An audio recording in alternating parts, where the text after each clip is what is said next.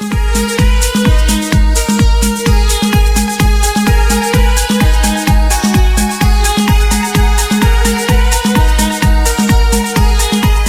មស្វាគមន៍និងស្ដាប់ដំរីឆ្នោតយួនប្រចាំថ្ងៃ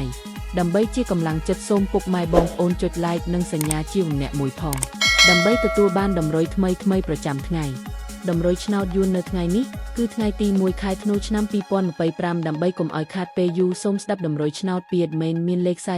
128 79 25 សម្រាប់ប៉ុស្តិ៍ APCD សម្រាប់លេខ OSIDE មាន2គ្រាប់គឺ OS ខ្ទង់50និង20សម្រាប់3លេខគឺ admin មាន2គ្រាប់ផងដែរគឺមានលេខ423គុណ489គុណបើសិនជាពុកម៉ែបងប្អូនស្រឡាញ់និងពេញចិត្តលេខទាំងនេះពុកម៉ែបងប្អូនអាចយកលេខទាំងនេះទៅផ្សងសំណាងបានជាចុងក្រោយសូមជូនពរពុកម៉ែបងប្អូនដែលយកលេខខាង admin ទៅផ្សងសំណាងហេងយើងទាំងអស់គ្នាជូនពរពុកម៉ែបងប្អូនជួបតែសំណាង